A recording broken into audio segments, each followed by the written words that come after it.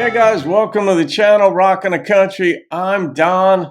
I have a unique one today. I say it's unique because I do folk on occasion on the channel, as you know, because I consider that within the non-pop country music umbrella, under that umbrella.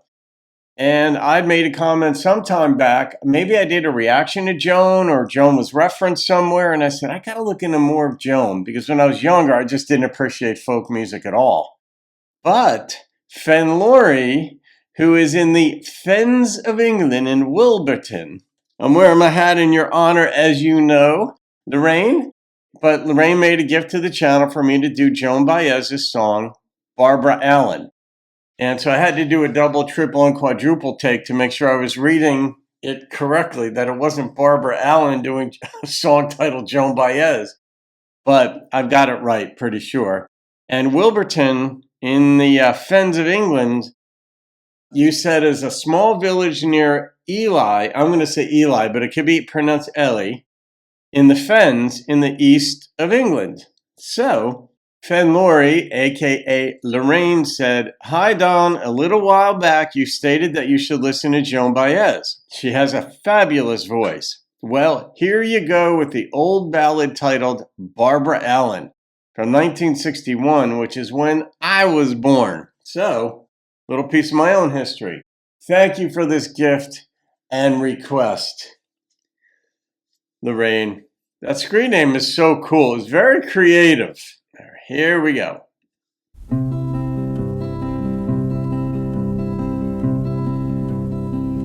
'Twas in the merry month of May, when green buds all were swelling, sweet William on his deathbed lay, for love of Barbary Allen.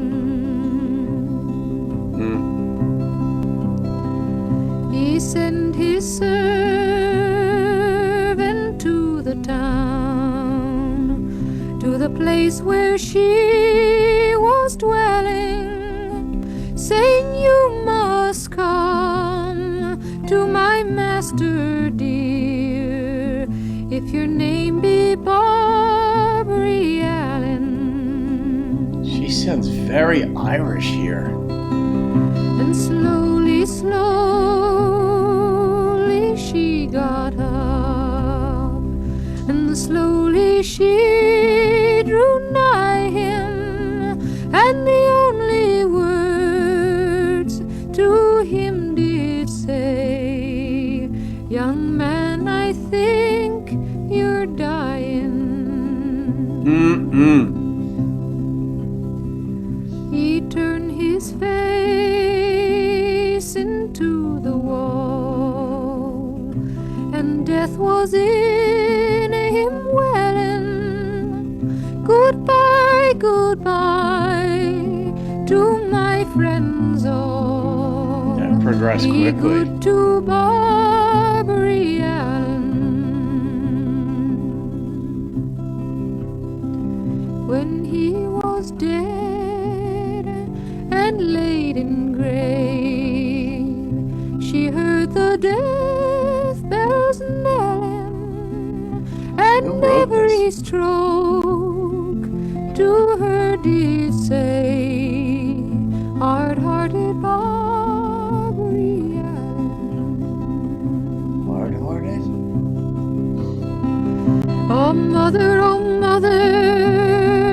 go dig my grave and make it long and narrow. Sweet William died of love for me, and I will die of sorrow. And Father, oh Father, go dig my grave and make it long and narrow. Sweet William died on yesterday, and I will die tomorrow. I'm pausing When's a good time to pause a song like this? The guitar keeps just moving right along. But I wonder about the genesis or the original idea, inspiration for this song. Was it a true story? Because I can't imagine wanting to write a song like this out of, thin air and just say, hey, I want to write a song about someone. But people do. I mean, not everybody minds dealing with macabre subjects or literal morbid subjects and fleshing them out. This song certainly has no issue tackling deep and specific ways of looking at death and sadness and incorporating family members into it. Father, go dig my grave. Like, goodness. Barbara Allen was buried in the old churchyard. Sweet William was buried beside her. Out of Sweet William's heart there grew a rose. Out of Barbara Allen's a briar. They grew and grew in the old churchyard till they could grow no higher. At the end they formed a true lover's knot, and the rose grew round the briar.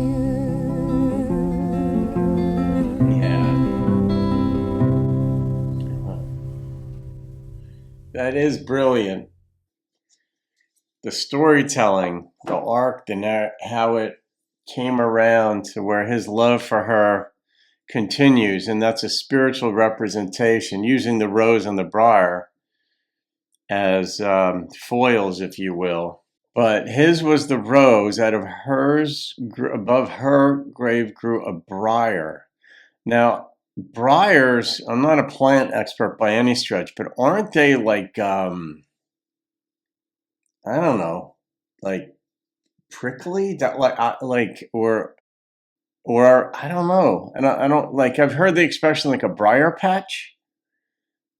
And for some reason, it doesn't sound very friendly. Then again, roses aren't either because they're prickly, but they're beautiful. I don't know about briars though, but I get the sense that his love for her continued beyond the grave. I don't know. It's really good songwriting. Not sure when it was written. Maybe Joan wrote it. But I think, no, didn't you say that she's saying, oh, no. I think you said in here, Lorraine, an old ballad. Well, was it her ballad though? Yeah, was it Joan's? It said the way it was written, it sounded very Irish, as though it could have come straight from Ireland and she picked up on an old Irish song and she was running with it. But I'm going to rate this nonetheless. Yeah, and gosh, the number that popped into my head is a 9.2. And maybe it would have been a lot higher if my ear was more attuned or accustomed to folk. But sometime during the song, I was thinking too, like, when would you listen to this song? Like, I wouldn't listen to it when I'm driving down the road, I don't think, unless I had a long road to drive down. But this is a contemplative song. It's certainly not a happy song, but it's an artistic one. So there we have it. All right. Lorraine in the fens of Eastern England. Yes, in the UK, in Wilburton. That's beautiful. My family, my father's side hails from Cornwall. So I've never been to Cornwall. I've been to London once, and but otherwise, that's it for me for now. All right, guys. Have a wonderful day. I'll see you on another video, and keep rocking the country and occasionally folk. They grew and grew in the old churchyard till they could grow no higher. At the end they formed a true lover's knot, and the rose grew round the briar.